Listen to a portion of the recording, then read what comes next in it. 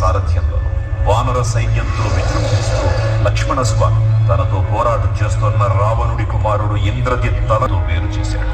ఇంద్రజిత్ మరణ వార్త విన్న రావణుడు ఆవేశంతో ఊగిపోయాడు. ప్రతీకారం కోసం పాతాళ లోకాధిపతి తన సోదరుడు అయినటువంటి మహిరావణుడి సహకారం కోరాడు.